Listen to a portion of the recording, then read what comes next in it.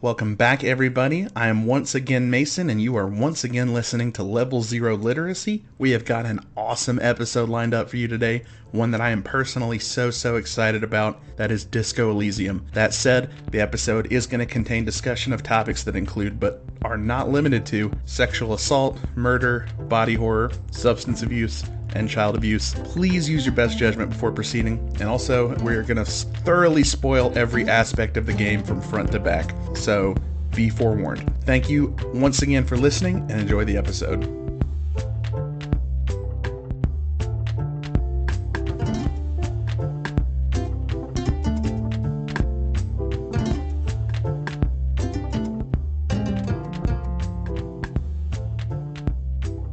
Hello folks, and welcome back to Level Zero Literacy. This week we are talking about a juggernaut in the narrative world, Disco Elysium.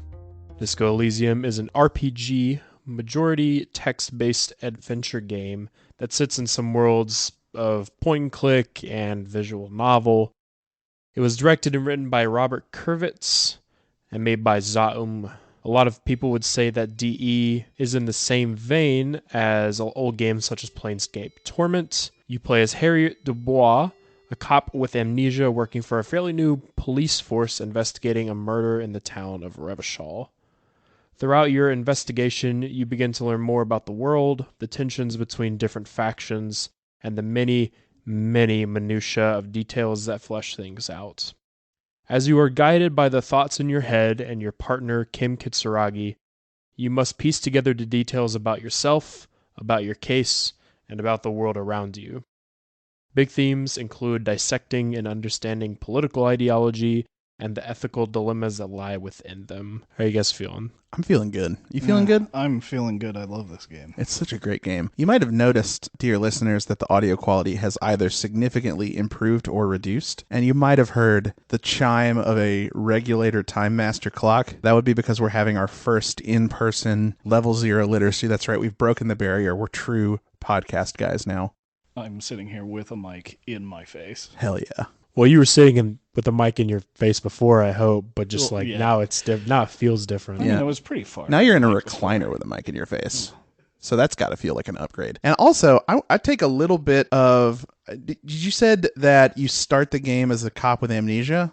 Yeah. Which is not entirely true. I mean, you start the game with your brain and spine talking to you. Yeah. Because the game is not... The narrative doesn't start in Revachol. It doesn't start with Harry Dubois. It starts with an unnamed character coming off a 3-day bender and is imagining his brain coming to life and speaking to him and wishing to die. That is the Grim. introduction. That's what you come to first in Disco Elysium. It really sets the tone of things to come. And it's not a one-off thing. Every time Harry goes to sleep, those guys are back being like, wouldn't it be fun to die? Yeah. I just want to note while we're here, for a long time, the first few lines of the game were my moment. Oh, yeah? Like, just because they're called, like, reptilian brain. Mm-hmm. Yeah, ancient reptilian brain and limbic system. And I just vibed with that so hard. It's hell, like, yeah. It's all instincts. That's all Harry is all instincts. Yeah, so one of the key mechanics of the game is that you have these sort of like all the things you would think of that make up the average person, you know, the different attributes that make up the average person all converse with you, the player, from the inside of Harry's head. There's 3: the id, the ego, Nope. and the super ego. No, many more than that. Surely there will be no more than 23. Yeah. So essentially, the attributes are broken down into 4 major components: intellect, psyche, physique, and motorics. And in each of those 4 areas, there are 6 different attributes. So for your intellect, you have things like visual calculus and drama and encyclopedia. So it's like your knowledge of things and your understanding of things. Psyche is things like volition and authority. things that might more make up your personality or like how you approach things or how you understand people. And then you have physique, which is your physical like attributes, like your pain threshold, your shivers. So it's a mix of like instincts as well as your physical body responding to the world and communicating to you how it's feeling. And then motorics is things such as hand-eye coordination and reaction speed and perception. So your ability to quickly discern and dissect or react to the things that are happening around you. And that's kind of the main scope through which you view and interact with the world and the people around you, is these different attributes of yourself speaking to you and trying to help you understand what's going on. And it's really interesting and unique as far as an RPG system is concerned. It's probably one of the most innovative character systems I've ever seen in an RPG. It's not, you don't have a motorics attribute that, well, you kind of do. You kind of, in one sense, you have a motorics attribute that simply sets the baseline level for all your motorics skills. But after you pass the point of character creation, that number is static. When you level up in the game, you simply increase your one of your 24 individual skills, and the governing skill remains like largely untouched throughout the game. So you never get better at psyche, you get better at volition, or you get better at understanding your imagination, right? Mm-hmm. Something I think would be interesting to frame our conversation throughout the whole game is maybe just us mentioning what our initial stat spread was, because I think the best thing about this particular system is that this affects what your thoughts and responses can be in the game in a way that like other, like, say, more combat-focused games can't even touch. Yeah. Because, like, you know, when something is a skill check in another game, like a strength check, you know, you roll a d20, you check your strength, but, like, in this game, if your visual calculus or empathy are high enough, it literally gives you a different thought that you would not have if your stat was not high enough. Yeah. And you're able to say something different based on that. And I think that is incredibly interesting. So why don't you start us off? What was your stat spread, if you can remember? So I was 4422. So 4 in the visual calculus conceptualization thing, which is int, right? Intelligence. Mm-hmm. And then I was 4 in the empathy esprit de corps. That is, what is that? Played only psyche. And then 2 in the physical stats, because I wanted to be like a detective and not a physical detective. Yeah. I had a high psyche and I had a high motorics. And that is because in my first playthrough, I went high intelligence and high physique. So this time, I was mainly interested in, there's a stat that represents your imagination called Inland Empire. I was mainly interested in what I would get from that. So that's why I wanted psyche this time around.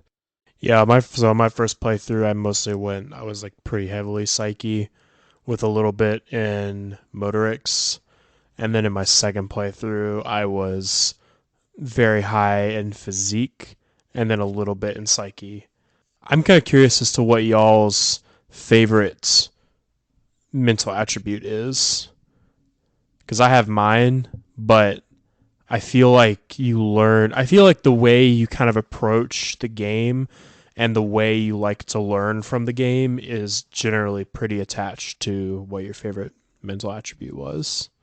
Initially visual calculus, because I like that kind of thinking, but since that skill doesn't really give you a whole, like, it ultimately doesn't give you a whole lot besides a few, like, easier white checks. I would say it leads to some of the most interesting, like, visual scenes. Yeah, absolutely. That's kind of what I wanted out of it. But if I had to pick, like, a very conversation-based one, conceptualization.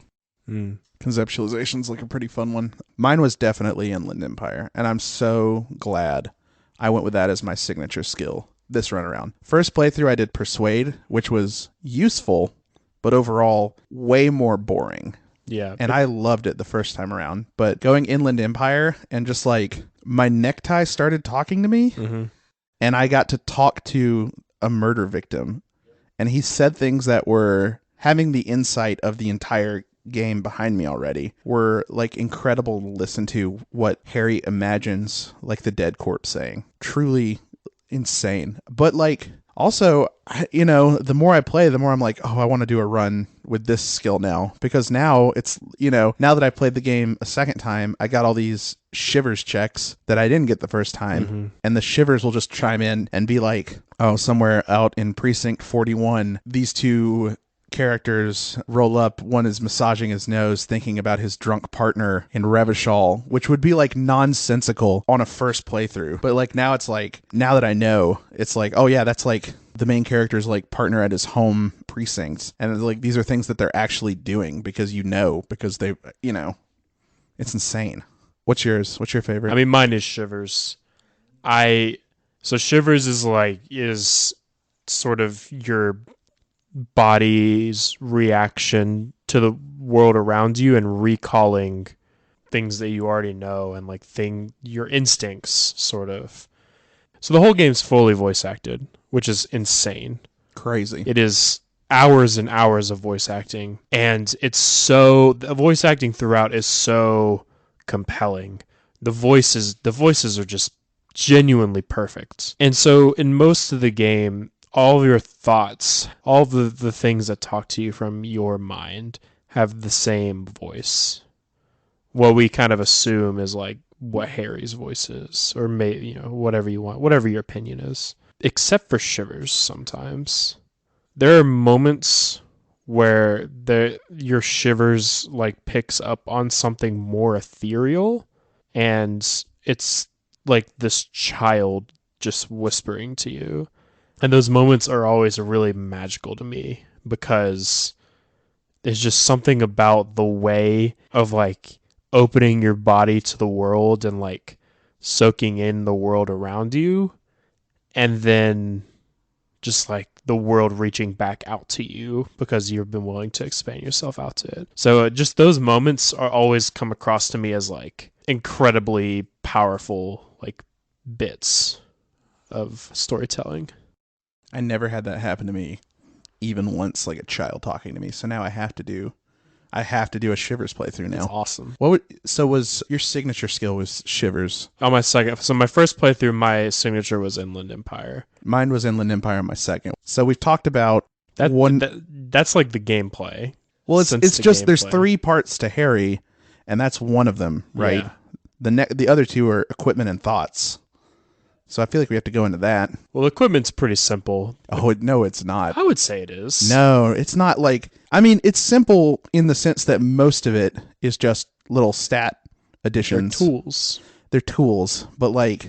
It's not, in that it's so much more than equipment is in other games. I put on a hat that turned me into a communist. Yeah.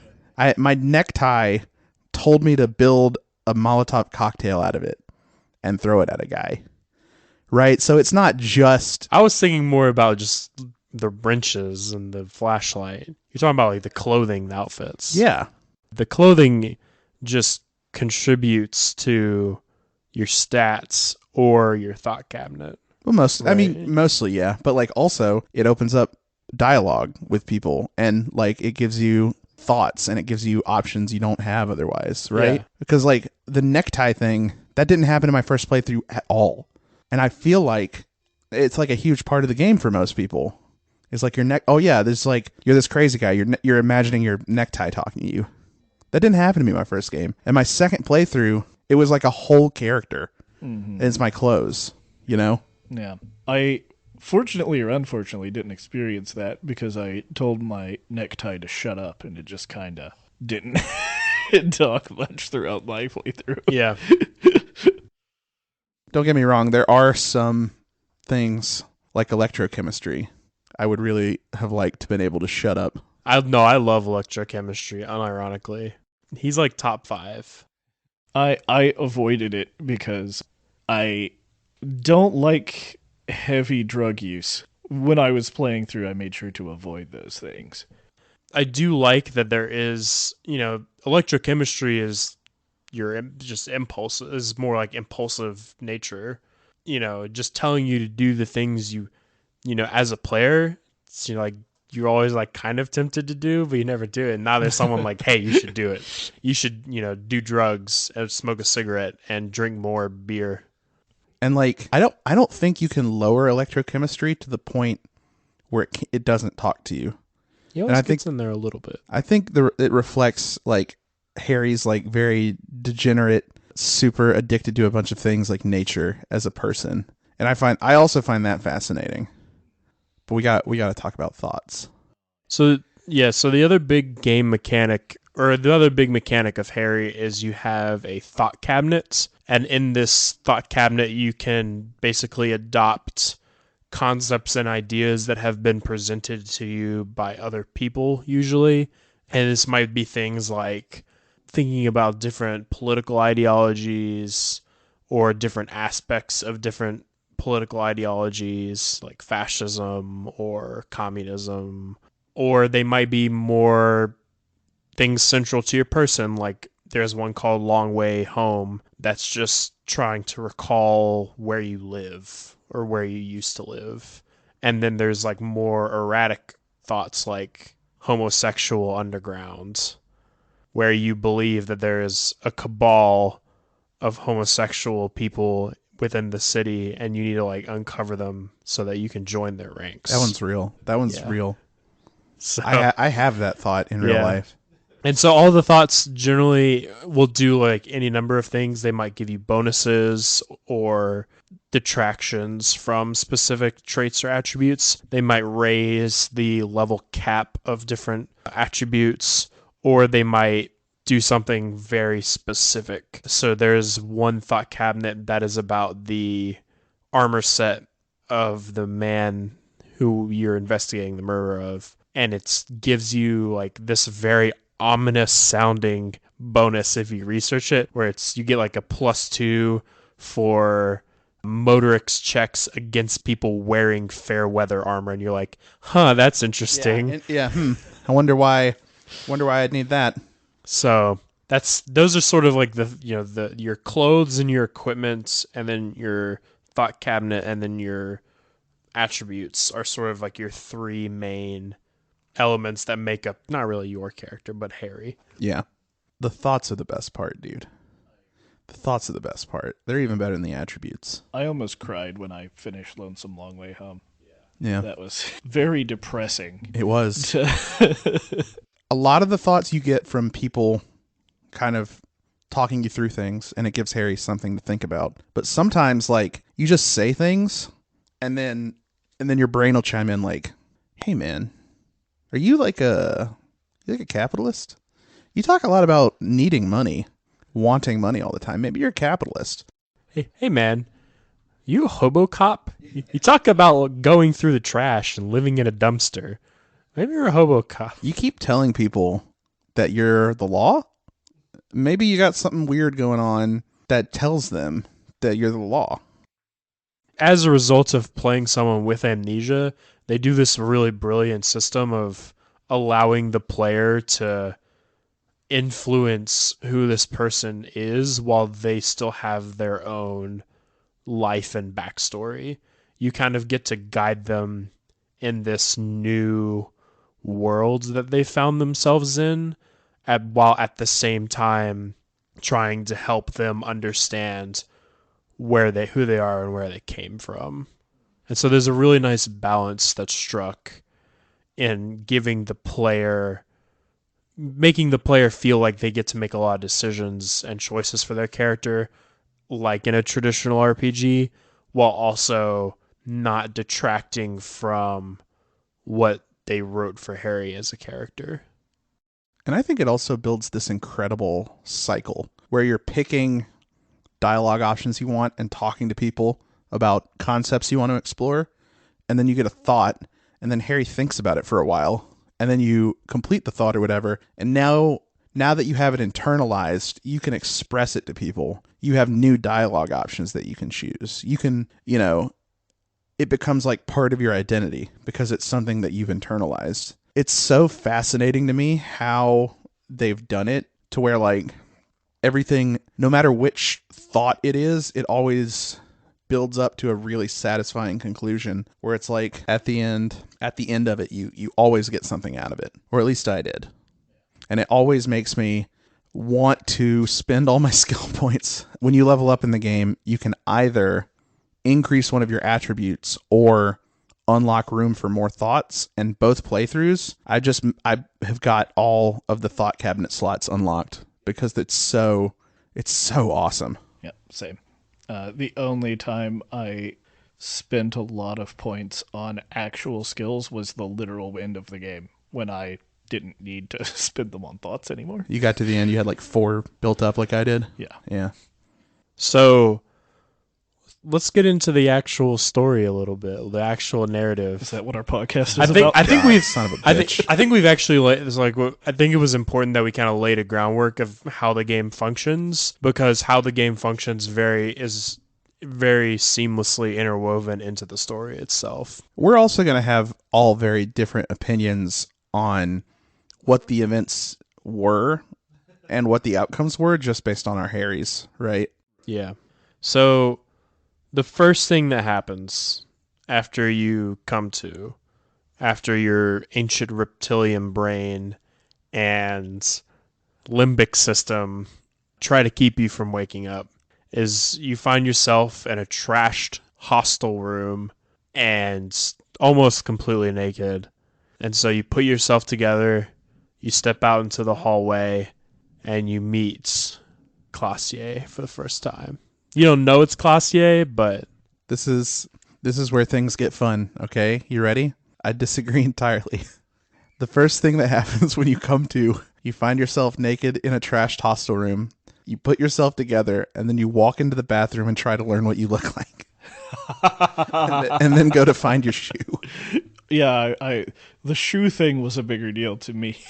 well, you still end up running You do into it, Classier you do it. as you step out. We all three went different directions. Yeah. God almighty. I wasn't even super worried about what it looked like. Or at least the first time, I was like, I put my outfit together, I went out and got my shoe, and then I went to go downstairs.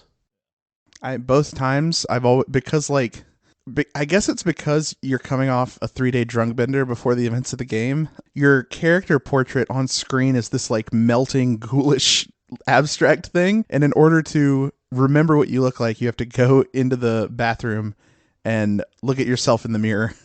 So I did go and look at the mirror like immediately. If you don't do that, your picture is It's like, just that the whole game. huh. The whole game. There's like 7 different character photos you can get. But And we're at Classier. Yeah. So you talk to Classier, probably tell her you want to make fuck with her. I did not do that. You didn't? I did not try to even flirt with her. I did that. Because, like, the interaction made me so confused at first anyway, because, this is where you really learn you have amnesia. Yeah. And you've been interacting with multiple of these people. There's a couple people you've already interacted with, and most of them you have done bad shit to. I would say all of them. Yeah, every single one. I don't think there's really anyone you've had a positive interaction Harry's with. a real piece of shit. Like, an enormous motherfucker. But yeah, like, Claudia, you see her, she's pretty. You're a successful young entrepreneurial businessman. You hit on her a little bit, You see how if she's feeling it. It's early, she's smoking.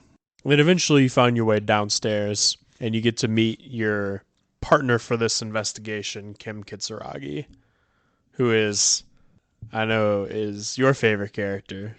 Listen, he's not a good cop, but he's a good man. Okay? I don't believe in good cops, but Kim's a good man. And so your investigation begins. He's a little moderate on some issues for my taste, but Well, he's an agent of the moral intern, okay? That's his job. He doesn't like to get into those things. So what was, after you left the Whirling in Rags, what was the first thing you did? talk to Kuno. Do you want to tell us a little bit about your first Kuno experience? Oh, I can't wait for this. It's hard to remember every detail, but most of it was me talking to him a little bit, him calling me a pig and telling me to fuck off. He says homosexual slurs to me. He doesn't actually. He doesn't. It's a different slur. Yeah. Oh, Believe it or really? not. Yeah. That was something confirmed by the developer. That's Yeah. not something you could have known. It starts with F and ends with T and has all the same Has the same number of letters. Yeah. But it's like FLEURT or something. Oh. FLERET. It's something within the world. I see. But I think the intent is for that to be It's what yeah, you it's think, definitely meant to be read as that. but it's not actually. And I try to talk logic to him because my character is a logic-based character. And Yes, the debate lord. yes, exactly. And I try to talk some sense into this, which, with my background as a literal teacher in public schools, I should have known wouldn't have worked. But I tried, and that didn't work well, and then I went to, inspect the body and all that. Kuno is genuinely... It's really hard for me to say, my favorite... I have my favorite characters in this game, and we'll get to them later. Kuno's up there. I love how he's written as a child who has just been surviving in this pretty terrible place. He's a product of his environment. Yeah. He's surrounded by people who are drug addled, so he's drug addled. And they don't pull the punches either. They're just that he's a kid that's kind of messed up, because what else would he be? It amazes me how accurate it is, because I knew a bunch of kids like Kuno when I was teaching, and it really resonated with me. I didn't spend a lot of time with Kuno overall, and I know y'all did, but it did resonate with me how well and realistically he was written as a kid who grew up in a place like this. Yeah. When I left, the owner of the hostel was really upset with me that I hadn't got the body down. So I really just tried to get the body down. Yeah. Did you what did you do when he asked you to pay your tab? I don't want to. That's one of my favorite parts. I don't want to talk about that. Did you fail the skill check? Yeah, on my first playthrough, I might have tried to run out on the tab, flipped the owner the double bird, and crashed into an old lady in a wheelchair. Anyone could have done it. That was the first thing that happened to me in Disco Elysium, where I was like, this game is amazing. Because it happened to me. It happened to me in my first playthrough. In the first 30 minutes, I was like, this is incredible. Because basically your character is running, jumps, and turns around to flip the double bird, and the whole game stops. And your brain is just like, wait. You're about to do something horrible is about to happen. And then eventually time continues and you crash directly into this wheelchair-bound older woman. So I want to explore that a little bit, because I tried to get my fiance to play this game. She had to stop because she couldn't get the body down, and she wasn't willing to do anything that it took to get the body down, because it all involved being a shithead in some way. Yeah. But I think the moment that the game clicks for a lot of people is when you do the first thing that only a fucking nightmare person would do, that you really just let loose and do something unhinged, and then you come out on the other side and you're like, wait a minute, that's the point. This is so good. Yeah. That's when Disco Elysium really opens up. When you're like, I'm just going to walk up to this woman and I'm going to tell her that her husband's dead and missing, and just heckle her. I'm going to absolutely harangue this woman that her husband is lying missing somewhere, and I'm the only one that can go find him. And I'm sure we'll get to that later. Yeah. Because we'll probably just take this one day at a time and just kind of talk through our experiences on each day. But those are where the gems are. Yeah. The real gems of the game is when you start doing the unhinged things. And then you're like, oh, that was sick. I can't believe that worked. So the first thing I did is I went down to the harbor and I talked to Measurehead, who is basically this racial supremacist, fascist person that for some reason works for the dockers union, the dock workers union. Essentially, he tells you that you are an unfit specimen of a human being, and that if you want to be allowed into the harbor, you have to internalize concepts of racial supremacy. I believe the exact words he uses are ham sandwich race. Yeah. You're part of the ham sandwich race. Poisoned. Yeah, you by stink the of Al Ghul. Al Ghul. So essentially, at that point, your options become you can genuinely internalize racial realism, or you can attempt to beat up Measurehead, or you can try to find an alternative path into the harbor. On my first playthrough, I found where the alternate path was, but wasn't able to get the Eternite out of the way, and I failed to beat up Measurehead many times. So I had to internalize. You had to become a racist. You had to become a racist. I had to become a racist. On my first playthrough, I found the alternate path up, and there's like a very short jump you have to make. A very short, easy jump. Yeah. And I failed it 4 times, and I had to become a racist. All right, I'm gonna make the gamers mad. I save scummed that jump, so It's I okay. didn't have It's to okay. become a racist. Yeah. It's totally fine. Something interesting about the game is all of your roles are independent. They are not determined. Pre-gemmed. Yeah, they're not determined like when you boot the game up. There isn't like a set seed or whatever. So you do have the ability to save before you make a check and then just keep making the check until you succeed it. I didn't do that on my first playthrough, mostly because I wasn't really cognizant of it, but I did do it a little bit in my second one just because there were specific things that I wanted to see that I didn't get to see my first time around because I locked myself out of different things. Can I ask you this? Did you save scum because you wanted the coat or because you didn't want to be a race realist? Because I did not want to be a race realist. Okay, fair enough. Also, since we're all here and at this means none of us ever spec'd a character that could shoot the body down. After you shoot the body down, you can give a high five to Kim, and it gives you a thought. A special thought for only shooting the body down. Pretty good. But yeah, I've never done it in-game. I've just seen it done. So after you get into the docks, you find a shipping container, and you maybe you put the shipping container onto the landing.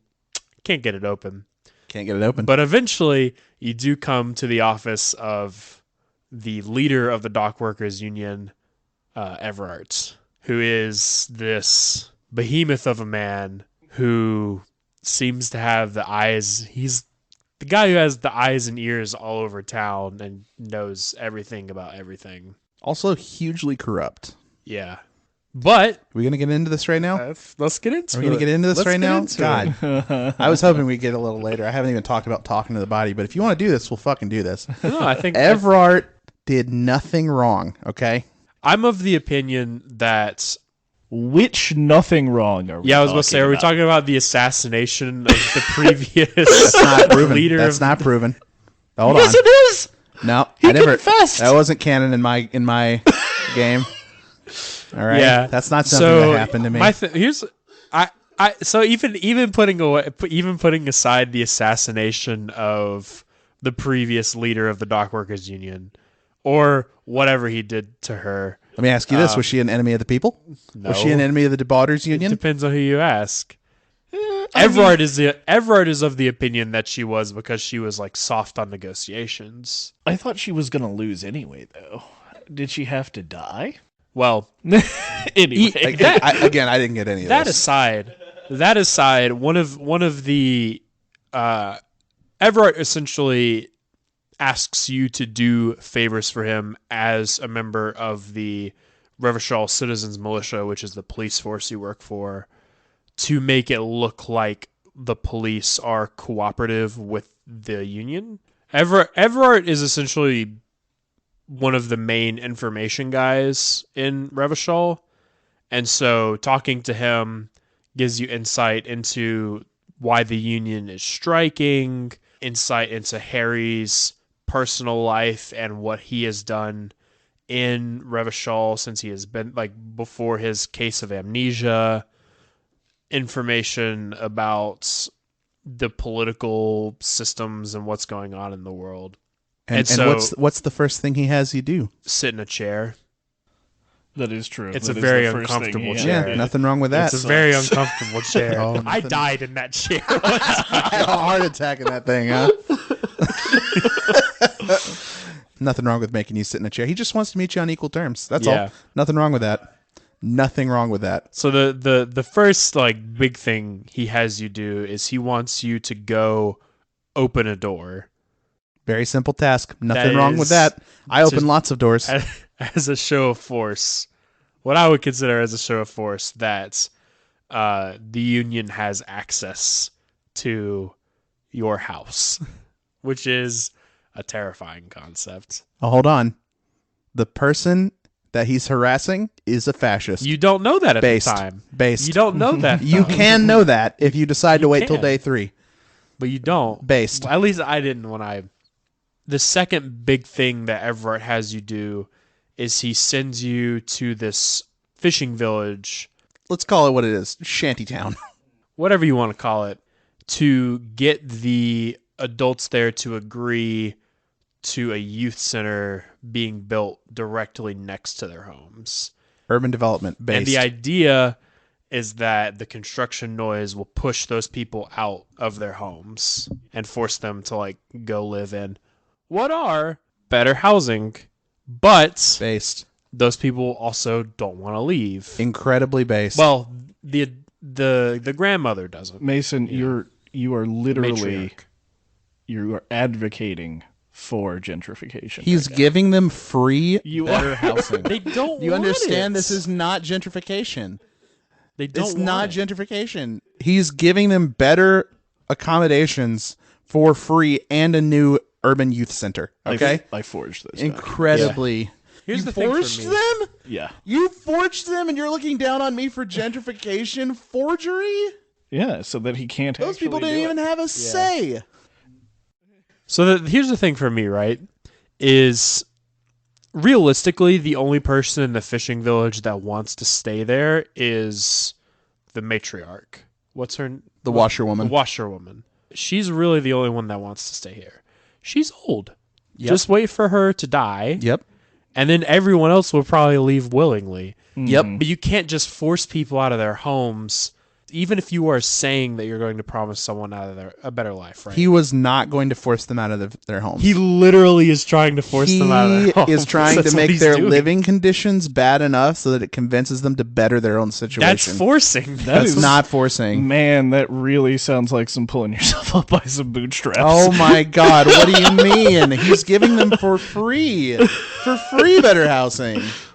I don't. can't believe you that two. is not what I got. From This that. is- I what did didn't you get? What I got from this was that he was theoretically going to build a community center that was going to make it so they couldn't live there anymore, and they had nowhere to go. Where is this better housing coming from? He wasn't building housing. He said to me that part of the urban center was going to be affordable housing, and that they were going to be able to live there. I did not hear that. Like I straight up, like I read everything that was not said to me. Did he tell you that? He said that I remember that the idea is that after the community center is built, it provides people with better jobs, and with better jobs, eventually people will be able to. He will be able to afford to build like housing for people. I don't think it was a part of the community center itself. It was something he was planning on doing. It was like a separately. long-term plan. Yeah, I think Everett in general does good things. Mm-hmm. I think he has the idea of Everett to me is that because this whole Disco Elysium as a whole is the idea that you're meeting all of these people with very strong grasps of political ideology, but they're flawed in some way that leaves holes in what they're doing. So Everett is like, the idea is he's a quote unquote man of the left. He that's how he brands himself. You know, he is the leader of a union, and he's trying to make all these changes that will genuinely make life better for people, but the issue is the way he conducts himself is not conducive to the political systems he wants to bring into place. Yeah. If you are someone who wants to bring in social systems, you can't force those on people the way that Everard does try to sometimes. He's an idea guy. He has great ideas, but he has bad plans, I think is the way I would put it. I also personally question his intentions on some things. Because I do think he wants what is best for the Union, but he also seems pretty selfish and a little bit abusive of some specific people to try to get them to be on his side. Yeah. I am specifically thinking about the little guy who you meet before you go into Everard's thing. What is his name? I think you're talking about Easy Leo, right? Yeah, Leo. And also, I understand that this was for the benefit of the community, but the fact that he got lawyer lady, who we haven't gotten to yet. Yeah. That's a whole other can of worms. Yeah. He paid for her college just so she could be a personal union lawyer. Yeah. I think he is... I don't know.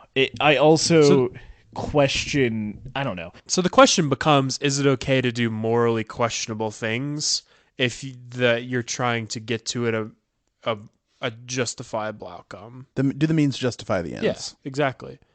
I'm not saying I'm not going to say they do or they don't in this particular instance. I don't believe it's you're so. supposed to ponder on it. I don't believe it's so black and white. I think the means and the end both have a moral weight. That it's not always that bad means will always make an end unjust. I think you weigh out both. So let me put it to you this way. If in Everard's letter, it was not just the permission to build a community center, but let's say it was something more malicious, like the signing of the land over to Everard. The signing of the land that those houses are built on over to Everard. Oh, Would yeah, you still find that justifiable? No, that'd be terrible. Especially since you basically have to emotionally manipulate the washerwoman to sign. Yeah.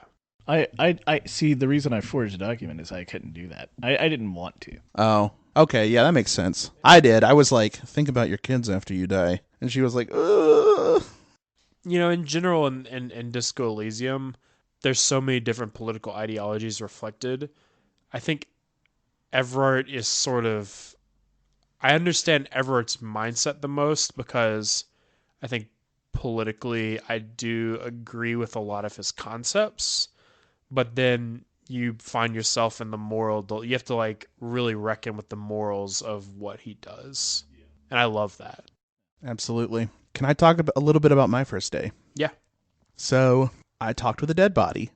Seeing as how Inland Empire was my signature skill, Harry's imagination tends to run wild. And when I approached the body to start getting it down, I had to force back vomit, couldn't do it, had to go get help to not vomit. Eventually, I was able to confront the body, and it started speaking to me. It spoke specifically through the Inland Empire voice, so it's very clear that it's your imagination talking to you. The body told me that it was love that did him in. Mind you, he is telling you this from a noose. So it seems immediately clear that love is in fact not what did him in. It was probably the noose. He also tells you that, he has traveled the world and he has a lust for revenge. He says all kinds of things to you. I went through this too, and I never really reflected on any of this, mainly because I started playing this game in October, and it's January now, y'all. But yeah. Sorry, I'm resonating with what you're saying. Since this was my playthrough, having full perspective really changes the way you see a lot of it. On your first playthrough, towards the end of the game, 40 hours later, it's very hard to think about what the dead body said. Mm-hmm. Coming into it with the full knowledge and understanding, the full grip of how I guess the only thing I could liken it to is how good of a detective Harry is on instinct alone, because this is his own brain talking to him, And he just looks at it and he's like, oh yeah, this was like clearly a crime of passion. This guy's like a violent guy and something really messed up happened. And he gets that from looking at a guy hanging from a noose who's the enemy of a union going on strike. Who's been hanging there dead for a week. Yeah, something that like on its face, anyone else would say this was clearly a dispute between the union and the company. Not some sort of crime of passion. Nothing fucked up happened. This was a display of force by the union. Harry just like strolls up and he's like, no, this is what happened. It's crazy. And like, you can't even like wrap your head around what it is or why he's saying it on your first playthrough. It's the Not same. until later. Not until later. There's so many things that this game sets up in the first, couple days that pay off huge later on, and in a lot of cases in ways you would never expect them to. When y'all talked to Claudia, did she say, by the way, I didn't do it? Yeah. I saw a playthrough where that happened, yes. Crazy. That she's like, in 5 days, this is going to matter. Just trust me. And I think the biggest weight of that line is just that you don't know just the kind of the weight of her saying. Like, I'm surprised she can say it so casually. Yeah. Buck, you want to talk a little more about your day one? Yeah, so... Besides Kuno. Yeah. So the other things that I did on day one was I spoke to a little girl who was selling books outside of a bookstore. They sell books about famous people, crime stories, and what's the last thing? Romance, right? Romance novels. Yeah, romance novel. You talk to this girl, and eventually you figure out that this is a very nice girl, and you figure out that you've been talking to her before while you were on your 3-day bender. One of the cuter, funnier things that I think of, it's a little bit more lighthearted in this very heavy topics, is she asks you to do a detective thing. Because you're a detective. Do some Dick Mullen stuff. Yeah. And you work out that she's cold, and, you eventually, what you do is you convince her mom to not use her child for child labor, at least a little bit, because her mom, whose name is... Plaisance, literally keeps her from going to school. I don't know what the real reason for keeping her from going to school is. Probably superstitious. Yeah, it could be some kind of QAnon thing. Yeah. That's a joke. There's no... but like, that, I don't know, that's like a very interesting cultural thing to me, because it wasn't that long ago, maybe 2 generations, where that was very common, even in my family, is you quit school early and you just go help the family business. Like that's not like super out of place to a lot of people who are even still alive today. Even though now we have much more modern views on things like child labor and things like that. Some people view that as just like, oh, she's just helping the family business, She's just chipping in. Yeah, and I think that's actually how she sees it, but also she's a little girl. Like very young, right? She's probably like 10, right? Yeah. So, her hawking books out in the cold is not the best, in my opinion. But yeah, I like that little girl. What else did I do on the actual first day? So I guess the last thing I'll talk about on the first day is I went and talked to Joyce. Oh, Joyce. I do like Joyce a lot, personally. She gave me money. She did. She gave me a lot of money. She gave me exactly as much money as I owed to Gart. Yep. That ruled. So Joyce is the company representative that is here. She's in Revachol, staying on a yacht. More of a sloop, but... Yeah, I guess it is a sloop. It's a yacht in... Her word. Compared to all the boats that everyone else has, it's a yacht. Yeah. She is someone who you can talk to get a grip on reality, because we didn't talk about the lady that you assaulted. When you talk to the lady in the wheelchair, Lena, we'll get more into her in a later day, because her story is relevant then. You talk to her about your amnesia. You can talk to her about your amnesia a bit, and she says, well, you got to get a grip on reality. Maybe talk to a rich person. And the rich person the game is referring to there is Joyce. So you can talk to Joyce about what's going on. Joyce is where you find out the man who was murdered is part of a military police organization. A military police corporation. Yeah. For hire military police. Yeah. You find out that they're also looking into it, and you can talk to Joyce about getting a grip on reality, which I don't really want to talk about just yet because the actual grip on reality you get is much later in the game. Yeah. But she does fill you in on a whole bunch of relatively easy to understand things, and then she says, I can't give you more information unless you show me your badge, which is another later thing. But yeah. You can convince her otherwise. Oh, you can. I did not do that. You can start doing Joyce's quests. Oh, gosh. There's so much stuff I didn't do. Yeah, hey, I'm the same way. I think we played a very similar first playthrough, but like you can start investigating the Union for Joyce, try and pin things on them, and then she'll be like, well, I'll make an exception for the badge this one time. Even though Kim is like, hey man, just like lie to her. Just like don't. Kim's like, this is a bad idea. We're not going to be her puppet. Joyce is awesome. Yeah, I thought taking money was enough corruption. So no, I did like just about everything for everyone who asked on my second playthrough, and it gets crazy the type of stuff that you can get into.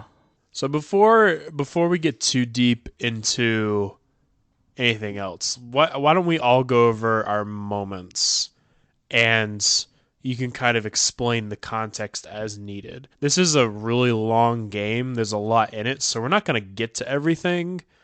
So let's just dive into our moments, and then we can kind of cover the big stuff we feel like needs to be talked about.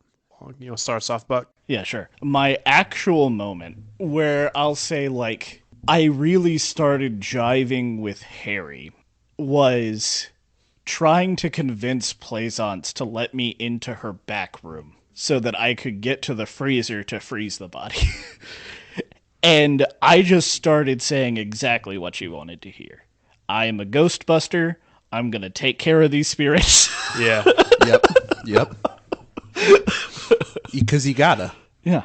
I really started understanding what this game was about then, I think. And I have one other moment that I would sorry to double up. Oh no, it's understandable. Super understandable with this game. But I feel like if I don't talk about this here, we are literally never going to talk about it because I don't think it's story relevant at all. I don't even remember what part of the game this came up in. But there is a part of the game where you and Kim are talking about your guns. And you talk about how police have muzzle-loaded pistols.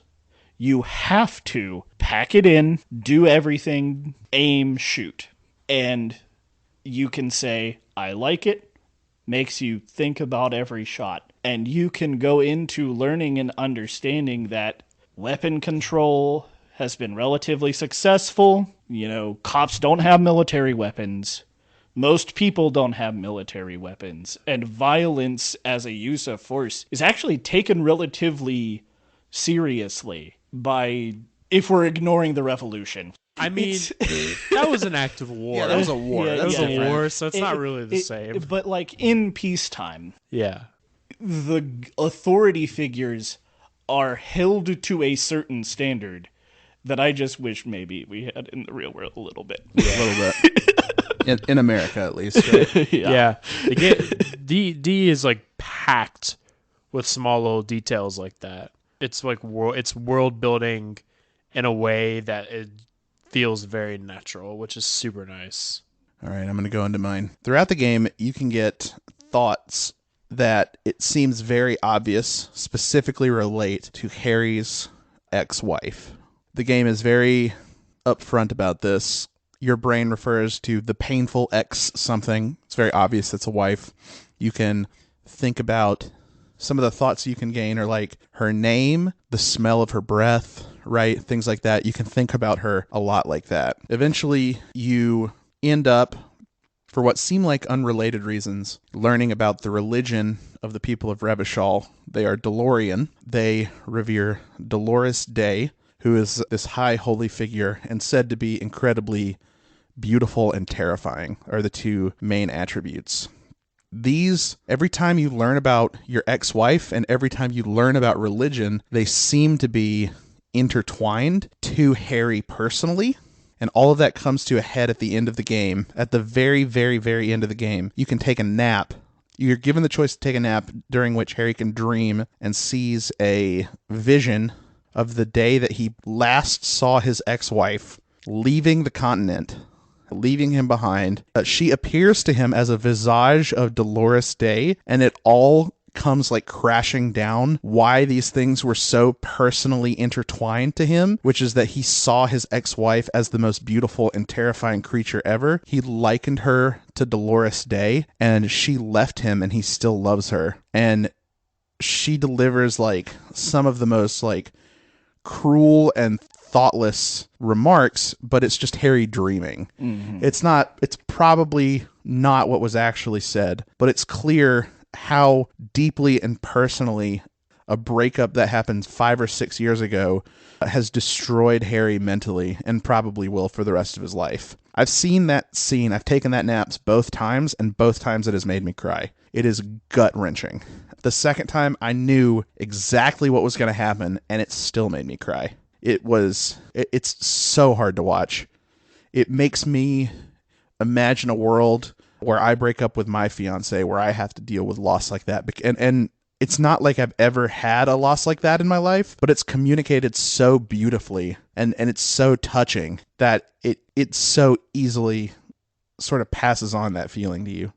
Can I ask a question about this while we're here? Because Yeah. I think I might have misunderstood something. So it is definitely his ex-wife. Yes. Okay. Because there were some offhand remarks at the even further end of the game that made me think it wasn't that serious of a relationship. Oh, Or- what your partner says to you, like, oh, you were just seeing her because you wanted to fuck her because she was hot, like that Yeah. kind of thing. Yeah, those. And I guess I might have just misinterpreted that, or I think that what's your partner's name? Kim. Wait, No, you're talking about the guy who says those things. Yeah, you're talking about your precinct partner. John Luke or something. Yeah. Yeah, Jean-Vic Maire. Yeah, I think Jean has like a more nihilistic worldview than Harry, because I think he's supposed to represent Harry before the events of the game, because he's like your partner, he's your likeness in the precinct, and so I think he has a different perspective on those things. But it's very clear from things that are communicated in the like scene, the nap scene, that they lived together. She would write notes about how she longed for him every day. She couldn't get over his inability to kind of better himself or like put himself in a position to where they could live a little more easily, and then like slowly over years like fell out of love with him and then like left him. I think the best way to explain it is that Harry is an unreliable narrator when it comes to information, but Harry is an extremely reliable narrator when it comes to emotional Right. Okay, yeah. exploration. Harry remembers how he feels about things, even if he doesn't remember what things are, and sometimes just like makes things up as to what they are. But when he does remember things, he remembers how he feels about them. Yeah. Did you try using the phone? Which time? The one near the docks. You would know what I was talking about. I don't think you got it. There's a lot of additional things that very coincidentally line up, get you new information about Harry's ex-wife. One of those things is if you go to the dock where they have the one working payphone and you dial random numbers a ton of times, eventually you can get a skill check to try and remember a number. And you dial her home number and she picks up in the middle of the night. And you can talk with her just a little bit. Okay.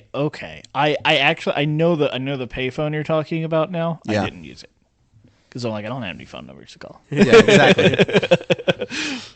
So I'm gonna sneak in 2 moments as well, because they're two moments that I love for very different reasons.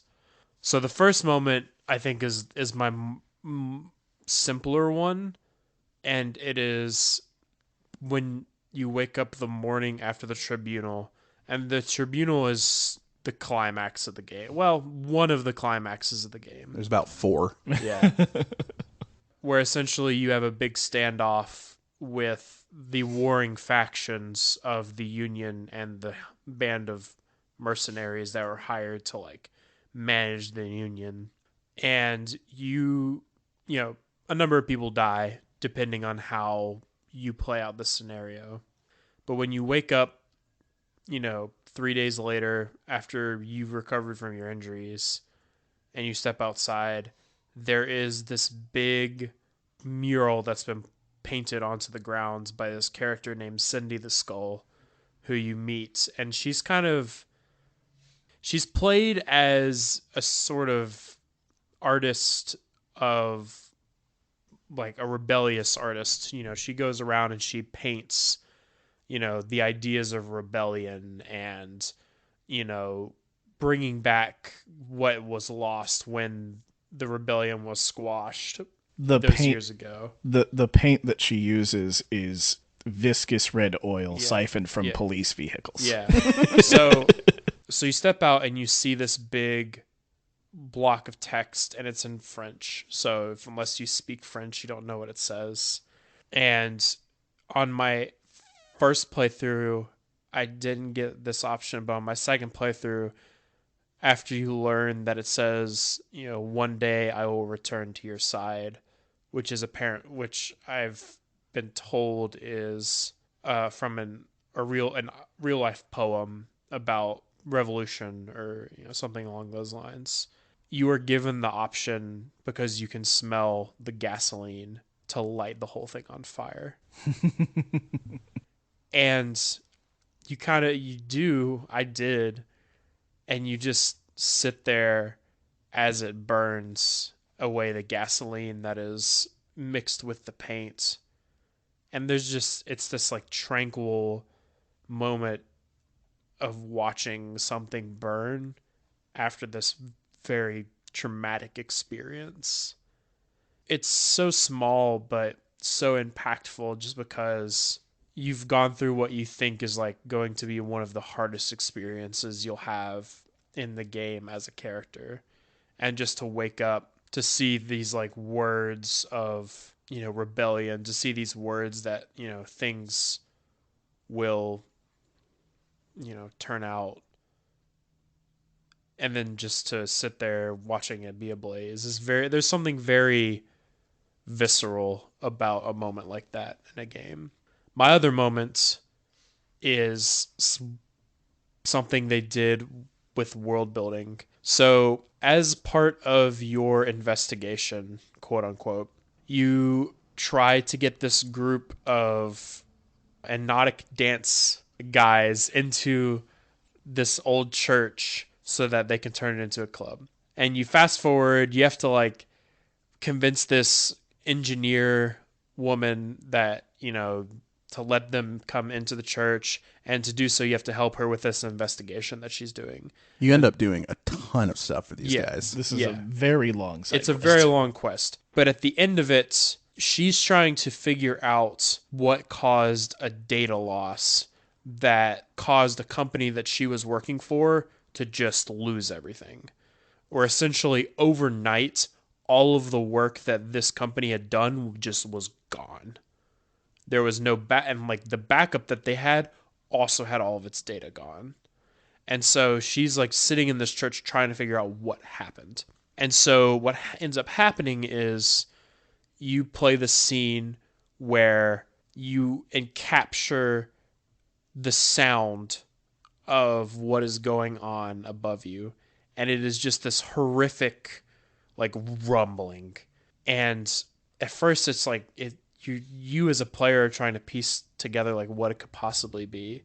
And there's this really hard logic check you have to make to figure it out.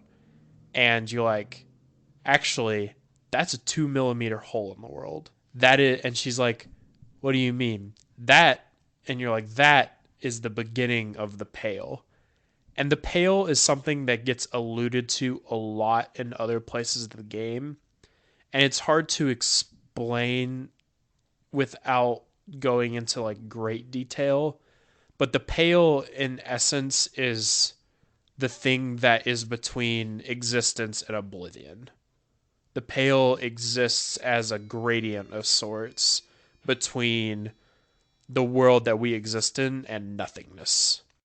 It's kind of like the blind eternities if you play Magic. Yeah. Oh, yeah. Yeah, if you want to think about it that way. And so you learn that Harry like actually studied this stuff when he was younger. He had an interest in it.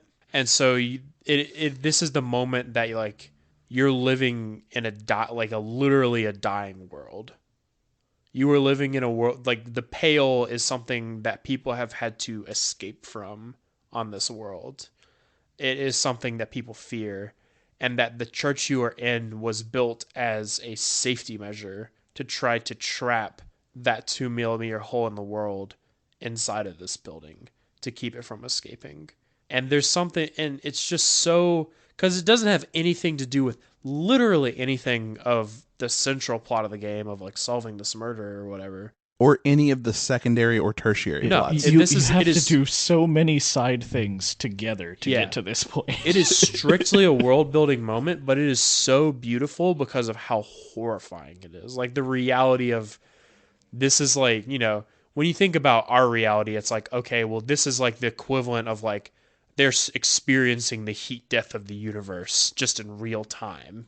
And it's horrifying and it's terrifying, but it's just such a beautiful moment of world building where like you and the characters you're surrounded with have to come to terms with you are in a place that is doomed, and like doomed like soon. Doomed like a commercial district. Yeah. Like a big old office building. So those are my moments. So I only got that on my second playthrough. You would not tell me about it no matter how hard I asked. Like, that made me think so much about the church, because in the game you can learn that church is one of 7 that were set up along the coast. It's the only one still standing. Harry has the thought like, oh, are there 7 holes in the world? There's things that aren't really addressed in any of the text that I was thinking about, like, was the hole always 2 millimeters? Yeah. Maybe it's 1,000,000 times bigger than when they built the church. Is the hole smaller than when it came by? Can the Pale be like combated? You think about the fact that you learn that the Pale, you can like exist within it, but it very quickly drives you mad. Yeah. And you'll just like die of like a horrendous insanity. Yeah. So a little later in the game, you have this encounter with the woman who you think might have committed the murder. And she has built a machine that harnesses the Pale through radio waves and weaponizes it, and it is physically damaging to your body. It is crazy. Also, a horrifying thing that in order to just evade you, she's willing to just like blast some Pale out into the world. Yeah. Like she's willing to doom the world just like a tiny little bit more. Yeah. Just to like fucking get away from you. Yeah. Her name is Ruby, in case you're trying to following along and trying to draw connections. She is pivotal. Yeah, so let's just get into like some big things that we want to talk about. They don't necessarily have to be along the main story, and I want to keep the ending stuff towards the last things we talk about. But big topics. Any big topics y'all want to talk about? Can I talk about Ruby? Yeah. Can We're We're already here. Boys first? Huh? What about the Hardy Boys? Because that's how we... You know what? That's fair. That's a fair point. That'll be a good transition to Ruby.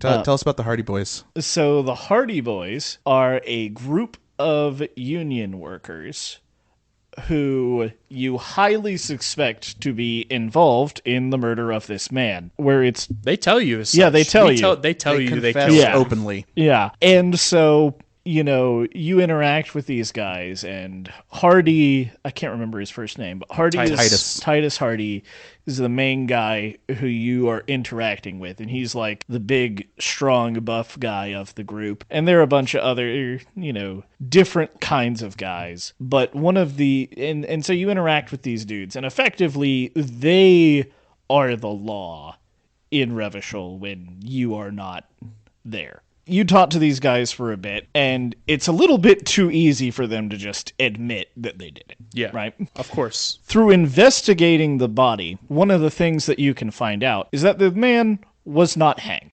Well, he was. He was hanged. Sorry. Literally. He didn't die of the hanging. Yeah. Yeah. You find a tiny hole In the world. We already talked about this. Are we retreading again? in this dude's neck. Oh.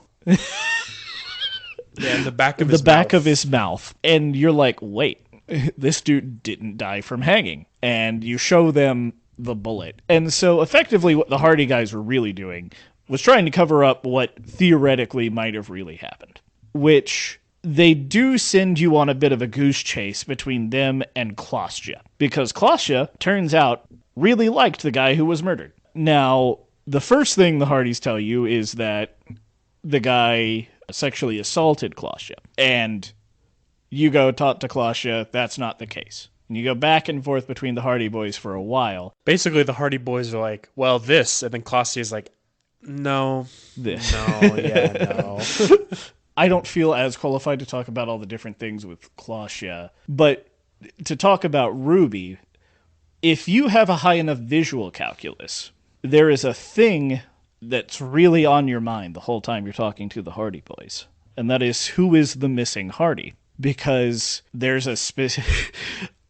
Harry being the intensely effective detective that he is, he says there's X number of footprints and only Y number of Hardy Boys. Where is the missing Hardy Boy? And as you get through this, Klostja eventually concedes to you that, hey, I maybe might have almost had a fling with this girl Ruby, and you find out she is the missing Hardy Boy. Sure do.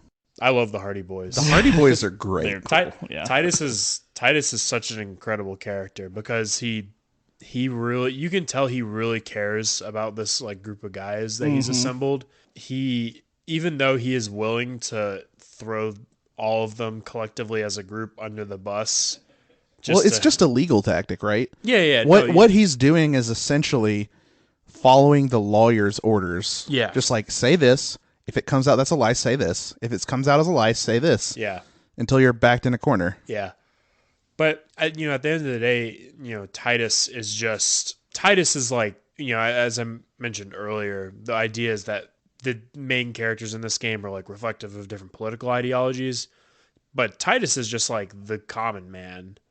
Mm-hmm. He's working class. Yeah. He just wants to protect, he's like a guy who like actually just wants to protect his house and home and the people that he cares about. And, he's willing to do what he has to do to fulfill that. And it's great. I love him. I love Titus. In my second playthrough, I actually got his respect, and like you get an achievement for like earning his respect and like getting to shake his hand. I'm surprised. I never got that. Can I talk about Ruby a little bit? So Ruby, ultimately at the end of a long series of events, ends up taking kind of the fall for the murder among all the people who were immediate witnesses. It's not super clear that that's what's happened, but based on all of the evidence that you can collect, it seems like the most likely scenario that she snuck up and killed this guy and then staged the hanging. You can track her down. She's hiding in this old abandoned building.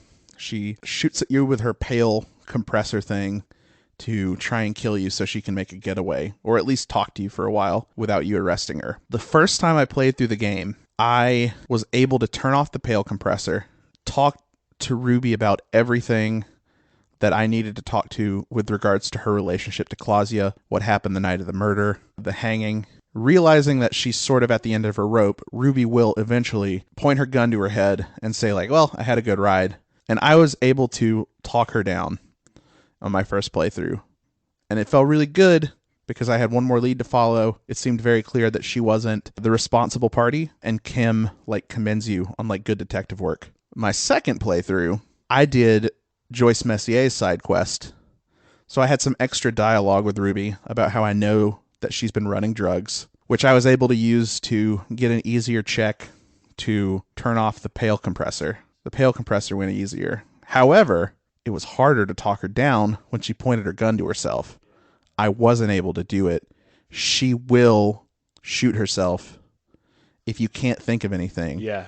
That's exactly what happened to me on my first and second playthroughs as well. And she's dead. And like, there's so much she didn't do anything wrong. She was running out of fear, and you were responsible you are responsible for her killing herself. Well, it's also important in context that Ruby is specifically afraid of Harry. Exactly what I was going to say. She describes Harry as the human can opener, where she can get anyone to talk about anything that he wants them to talk about. She also believes that he is working for a criminal overlord in the police district that Harry works for. She is of the belief that he is on the take from this like mafia style. Is it ever made clear how Harry garnered his reputation that reached all the way down to Martinez? How she heard of him? He's just really good detective. I mean, think you do find out, like, when you look deep into, like, your files and stuff, Kim explains to you that you have solved, like, 100 and something Yeah. cases, which is effectively impossible for Yeah. a normal person. yeah, you're just like one of the best detectives that the RCM has, like bar none. You're just like very efficient. I think it's really interesting that it's never made clear whether or not you are working for the mafia. You want to believe, you're led to believe that you don't. Yeah. Oh, y'all didn't. If you ask about it at the end, you're effectively told, yeah, no. Yeah, that's what I was told. Yeah. And that's You're what like, no, absolutely, you're not. No, that's what I mean. Is like Jean's like, yeah, you would never work for them. But there's always like a seed of doubt in my Yeah, mind. I think where I'm that's like, not super clear. I It's agree. possible, Yeah. So I just think that's interesting. Harry has done worse. Yeah, exactly. He did threaten to kill a bunch of people. Something I want to talk about. There are like two main like kind of mostly side things I want to talk about. The first one being the drunks in the fishing village. Yeah, What an they're interesting, fascinating. yeah. So the interesting thing about this group of characters is all of their names are just reflections of the people that they think that they are. So, for example, the leader of their group is Idiot Doom Spiral, and That's his name. That's how he's referred. Idiot Doom Spiral. and Idiot Doom Spiral is called that because if you ask him his life story and provide him with enough alcohol, he explains to you that like he used to be a very successful business person, and then like one day everything went wrong, and now I'm an alcoholic out on the street. And when you listen to it as like a regular person, it just sounds absolutely insane. And then there's also Don't Call Abigail, who's just it's interesting to me. I think Don't Call Abigail is my favorite out of the group because I think all three, or at least Idiot Doom Spiral and Don't Call Abigail, are meant to be reflections of Harry Yes. at different Yes. part of his alcoholism. Where like Don't Call Abigail is like Harry when he's like despondent about his ex-wife, and Idiot Doom Spiral is about just like all of the insane crazy things that he does while he is under the influence. Idiot Doom Spiral even like commends you on a good job for on your 3-day bender, like crashing your car and announcing yourself to the world as Tequila Sunset. Yeah. And he'll be like, "Oh yeah, that's a classic one." And it's so smart to have that group of individuals there as a way for the player to understand what Harry is like during his benders, because you're not actually given the opportunity to show the players what it's like. And it's just, what an incredibly smart way to do that.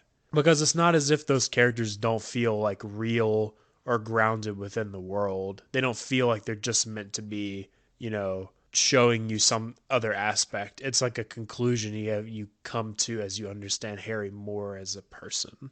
Actually lied. There's two more things I want to talk about. There's a lot. Yeah, there's a lot, but there's like a few specific things I want to hit on before we get, before we eventually talk about the ending.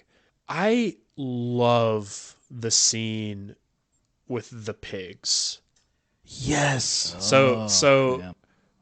one of the things that you have to do is reclaim your gun. This is like a very, very important thing that you should do before you reach the tribunal. Because if you don't have your gun in the tribunal, things go very bad. And so Everard tells you that your gun is with a woman at the docks. And, you can find her between these hours. And so the only hours that you can go find her is between 10 p.m. and 2 a.m. And if you go there, you find this woman who refers to herself as the pigs.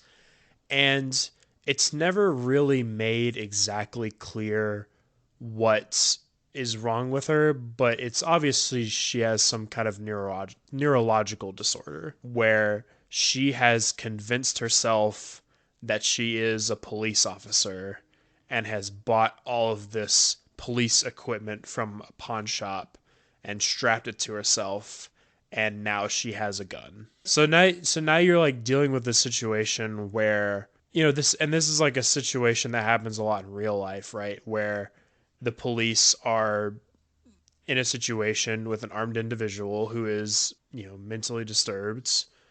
What do you do to diffuse the situation? Now, in the game you get lucky and the gun's not loaded, so you're able to disarm her, but she is despondent because she believes that police guns are supposed to have bullets in them. So to her, the fact that it's not loaded is like world shattering. And it's just so heartbreaking to see this woman who has been left behind by society and just left to her own devices, and with her own devices, like, this is the world that she has sculpted for herself. Yeah. And you do eventually get to talk to Titus, and like Titus knows how to like get the people to help her. But it's just like that. It hurts in that moment. I want to point out that I do really like that the game lets you go talk to Titus about her. It's like, you're like, this is not why I'm here and not my domain, and I'm not going to overreach. Y'all take care of this. It's incredible. Yeah. Pigs is like, even in a world full of sad characters, the Pigs is like one of the saddest. Yeah. Because it's like, in any just world, even in our real, very unjust world, this person would have a profound amount of care given to them every day. And like in this war-torn, post-apocalyptic like hell, she's just like left to wonder. Mm-hmm. Be this like antisocial, dangerous, lives literally in refuse, essentially. Yeah. And like the wreckage of a torn down, blown up amusement park. Mm-hmm. Yeah. Yeah, it's just, and so the other big thing I want to talk about is really this was the first thing in this game that really hammered into me how much setup this game does, and this is what we were talking about earlier. So on day like 2, you go over to the bookstore and you meet working class woman, and you're like, "Hey, I get the feeling that your husband is dead." And she's like, "What?" "Yeah, he's missing. Your husband is missing." And it's just your inland empire telling you this. It's like your imagination is telling you this. And it's like, you need to go comfort this woman because her husband is missing. Fast forward. You're not allowed to access, you don't get to access the entire left side of the map until day 3 because the water lock has to get fixed because you broke it. So you get across the water, you're doing your exploration or whatever. Eventually you walk out onto this pier and you find a corpse. And, you do your due diligence, you investigate the body, you determine a cause of death, you get someone to come out and take the body to a morgue, so that, things can get properly taken care of for as far as arrangements. And on the body, you find a library card for Billy Magine. And so you go back to Kim's car and call the library and get the information. And eventually you get the information of an apartment. And you go visit the apartment. And it is the woman that you told her husband was missing. Before you could even know. And you do this, and the thing is that dialogue you have with her is just on a whim.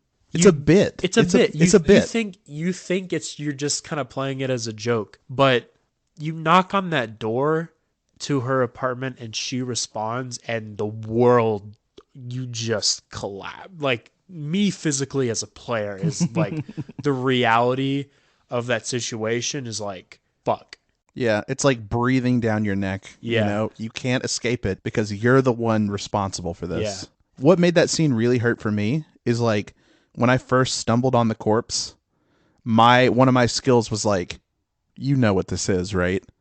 And I was like, oh God, it's the working class woman's husband. And yet, excruciatingly, you have to do the entire report. You have to follow the lead. And I knew what waited at the end, because your brain literally tells you, like, you know whose husband this is. And like you can't escape from it because you know at the end is the working class woman. And you get to her, and she, I mean, it's just hard. That scene is heartbreaking, where you're just having to tell her what happened. And in my first playthrough, I was not able to have Harry tell her what happens. And then in my second playthrough, I was able. And there's like the little differences where it's like just being able to like do the things that you're supposed to do as a police officer in this dying world is so difficult. And it's just, everything just feels so magnified because of the thing. Like, it seems like this should be a place where, as a player approaching this game and coming from, what we consider like an average world, and going into this world that is post-apocalyptic and very dire, you would think that, you eventually you kind of fall into this idea that like bad things just happen here, but you really don't have any true moments of like full-on grief from people in the game until that scene. Mm-hmm. The people that you come across are angry, or just trying to make things work, or doing the best that they can. There's not really any grieving. There's people that wish the revolution had worked out, and there are people that like, fought in the war and lost, but there isn't, other than like some glimpses of Harry from his past, this is the first time that you really feel grief. And it's crazy that this is really the first moment that you are impacted by it. So, fun fact, I didn't talk to that lady and find that out. Like, really? Yeah, I just found the body and let her know about the body. I didn't know about the Inlet Empire thing. So that's interesting to know. Yeah. It's fucking brutal, dude. Because the conversation you have with her at the beginning is so funny. Because she's just like, you're just like, hey, your husband's missing, maybe dead. And she's like, no, I saw him yesterday. He's not. Go away, please. And you're just persisting. You're just like, no. I have this feeling. You see, I looked at you. I saw a working class woman. I thought that woman has a working class husband. He's missing. Probably dead somewhere. Where is he right now? Do you know where he is right now? You're like literally like a school child. Like interrogating someone. It's crazy. So there is one huge, massive thing we need to talk about before we talk about the end of the game. Yeah. What's that? Cryptozoology. Yeah. Yes.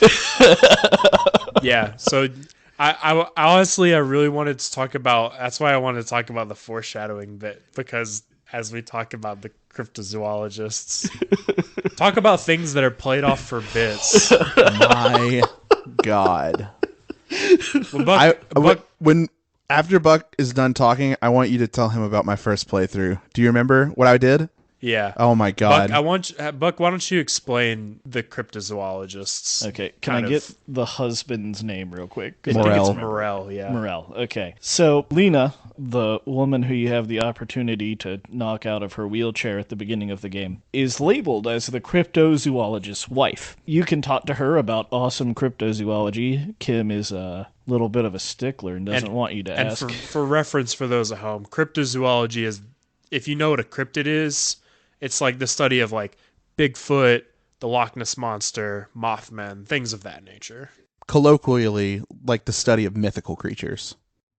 Generally considered to be a pseudoscience, obviously. Yeah. And, you can talk to her about all of these things, and, my Harry was really into it. Who wouldn't be? Yeah. And, you can talk to these people, and these people are generally nice. I don't know much about the crypto-fascist. I never really talked to him. Oh, Gary. But Lena, Yeah, Lena. And Moral are fairly nice people. Moral is like a old grizzled Steve Irwin type, except for fake animals. And you can do a side quest for them, and Kim starts to get into it. A little bit. A little bit. Yeah. Not much, but a little Mostly bit. sarcastically. Yeah. Mostly he'll just tell you, like, can we get back to work? Yeah. Dork. And, you get to do all these things for them and talk to them about all these things. And there is, you talk to them, and they're starting to lose faith by the end of the quest. You were looking for a very specific cryptid. Ooh, I can't remember what it is. Insulindian Phasmid. Yeah, the Insulindian Phasmid, who Lena definitely thinks she saw as a kid. But y'all have been trying all this stuff. None of it's working. Yep, and that's the end of it. You can't. Yeah, that's it. Yeah, you never find it. You try it. You never find It's like a fun bit. Yeah, Mason literally spent like, Hours. I spent hours. just going around checking the traps to see if anything would come up. Nothing ever did. Oh. It's crazy, and I love it because it's like about the futility, right? Mm-hmm. You won't, I checked those fucking things morning, noon, and night every day. Yeah. And I was like, all right, for sure. They would not put all this stuff in if there was no Phasmid. Yeah. But. And you get one of the best thoughts in the game. Koldamomadakwa. That's +3 perception. That's insane. It's like the best one in the game. Oh, I love it. So let's talk about the ending. So eventually your investigation of the murder, it's post-tribunal. The city, like, you've lost access to multiple parts of the city, or like multiple people have like gone underground as a result. The tribunal happens directly after your Ruby interaction. Yeah. Yeah, the Ruby, you actually have a thought as you're about to go into the Ruby interaction that, like, your brain is like, yeah, this is the point of no return. If there are, like, important things you need to do, you need to go do them. So it literally goes, like, Ruby interaction, the tribunal, you wake up, and then basically the only thing you can do is follow this last lead you had. And your visual calculus basically tells you there are 3 points from far away where the gunshot could have come from. And one of the points is this small island. So you take a boat out to the island, and oh man, I cannot get over how beautiful the scene is as you're riding the boat to the island. With the boombox. With the boombox. And playing sad music. Yeah, it's so good. It's so good because, like, you feel the finality of all of the things that you are leaving behind as you boat out to the small island. And you get there, and it's this old military base that is, you can tell someone has been living here. And eventually you get the doors open and you come out into the back of the island, and you find this one character who is my favorite character of this entire game, the Deserter.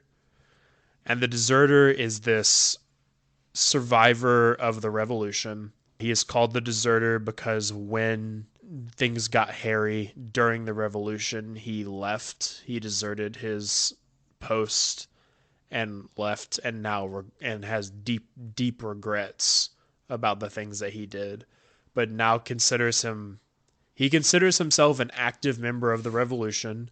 He believes that the revolution never ended. I guess we should add a little context there. When we say that the world is post-apocalyptic, it's not in the usual end of the world sense. It's that you're playing on the graveyard of a mass, like an enormous battle 50 years ago. Yeah. That was a communist revolution. Yeah. So this guy like went AWOL during that. Yeah. So he's like 70 or something. Yeah. He's old. He's you never really get an exact age, but essentially he believes that he is still an acting member of the communist revolution, and as such, every now and then takes actions that he believes to be in line with what he should be doing. So you learn that he is the one that killed the man. Yeah. The mercenary. And he took a shot from very far away. He's very much an incel about it. Yeah. Yeah. Yeah. So it's great. It's great because as you're like having this conversation with this really old man, you're like, there's a lot of things that don't add up about him being an old man. Like, he's healthy. He's virile. He's having these like strong emotions of like lust and like infatuation, things you wouldn't necessarily place with a man of his age that has been living on his own in the wilderness for so long. Even if he does like sneak back into town to like steal stuff that won't be missed.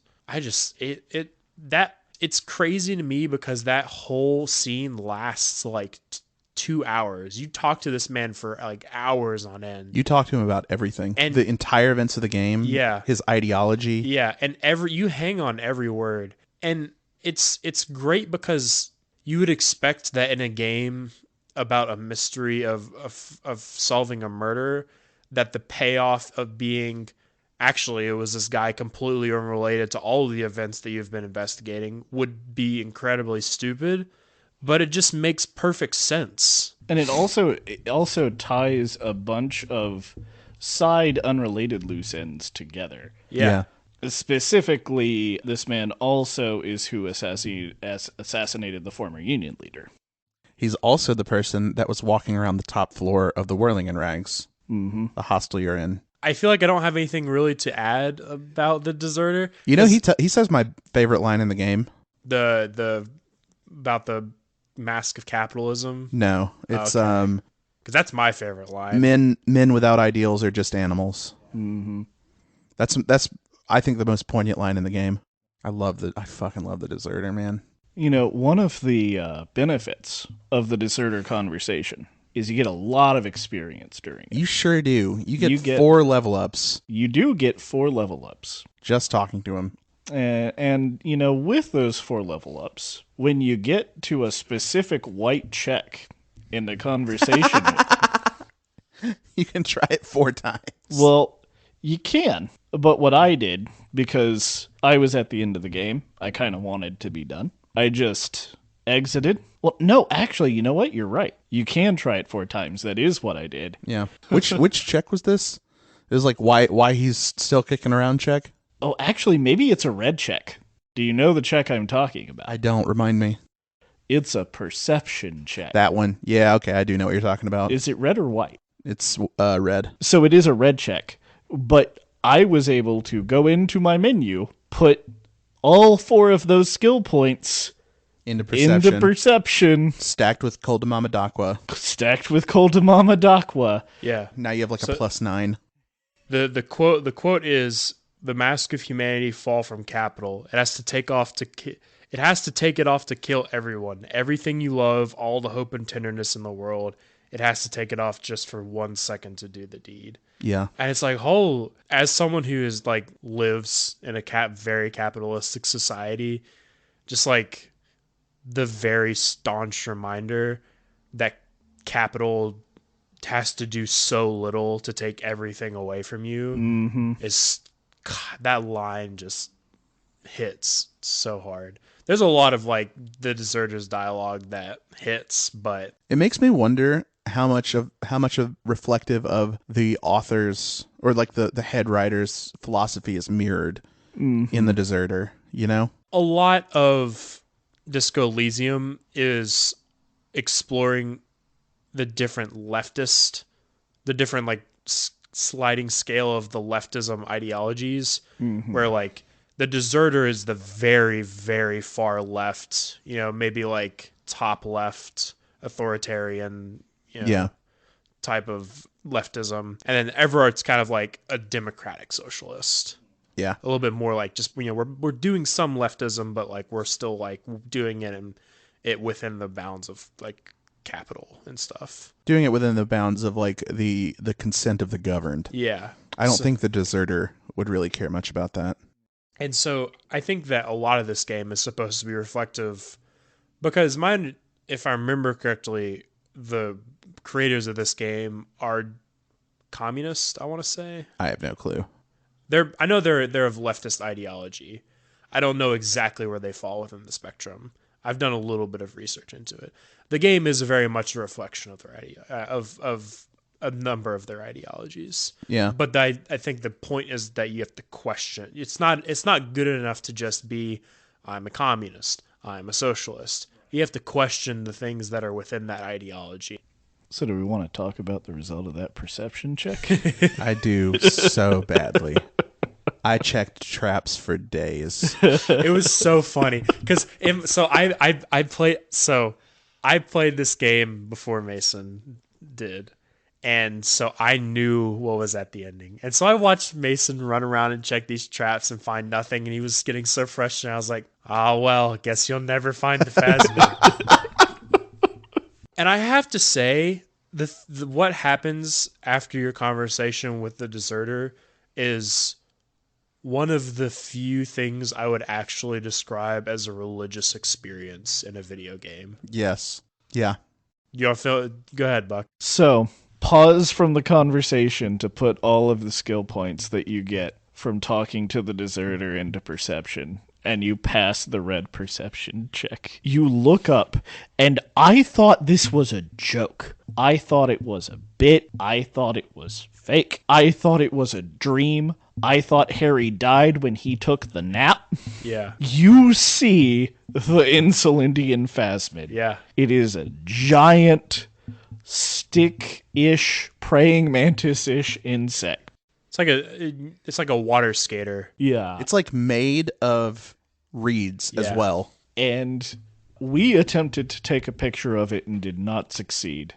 I got the picture. I got the picture. Both of my playthroughs. Oh man. Pictures. You have to comfort the Phasmid first. And you basically have to like build consent.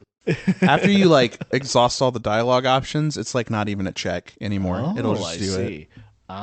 See, I didn't want to exhaust the dialogue options. I was like, oh god, it's gonna run. Yeah. No, it Yeah. never- Which is a fair way to feel. Yeah.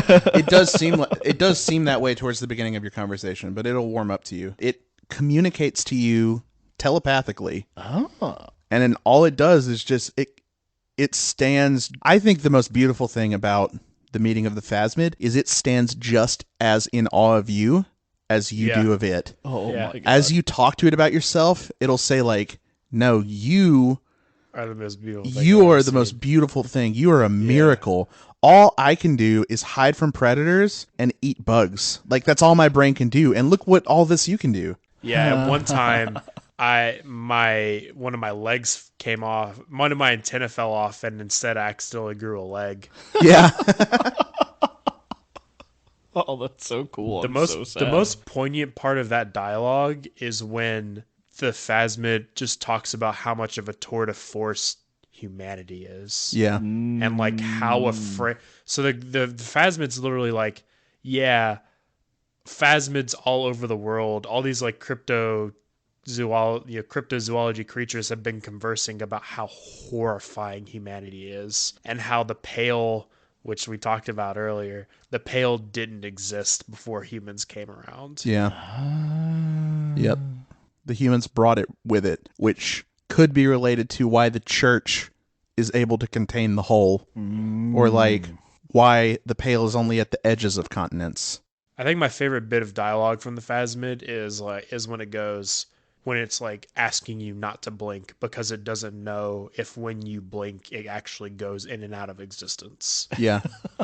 Yep. So it's like this very like theoretical question where it's like, it's like when you as a person in real life blink, are things really still there? Yeah. It's like, there's like very like high theory, like I'm very sad I missed out on this.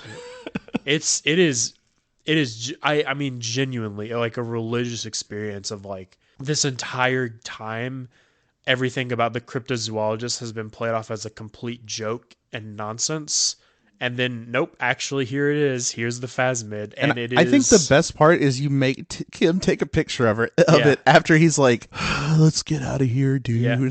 It's wow. It is life-changing. And I think the intent is that the Phasmid is just meant to represent nature. Yeah. I mean, I know it's like a fairly like easy conclusion to come to. But it's not like an antagonistic force. Yeah. It's just like It just exists. an extant thing about the world.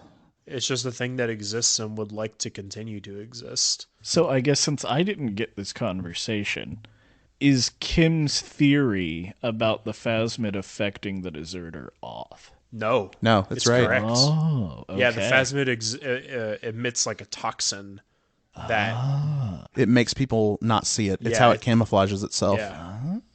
But like a side result of the toxin is that it helps your cognitive function, which is So how the that's why deserter, he's... which is how the deserter appears to be so lucid.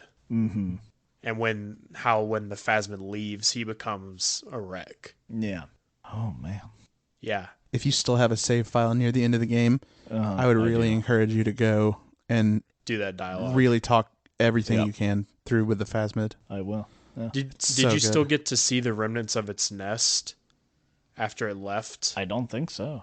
Because there's like in the remnants of its nest, you find like Classier's documents. Oh. You find the helmet of the guy from the tribunal, like the big like domed I helmet see. thing. So you find like things relevant to your case that like were left, and then you get to like go back. And when you get back from your trip to the islands, your partner and like some members of your precinct are there, and they're like grilling you. And you're like, hey, well, I have this picture of this creature that's never been found before. And one of the guys is like, oh, this is great PR for the police. Yeah. Officer finds previously undiscovered animal. Yeah. And it's like one of the things that helps you get back into the fold of the RCM. Can you do so much stuff bad that you just don't get back in? Probably. Maybe. I don't know. I wouldn't be surprised.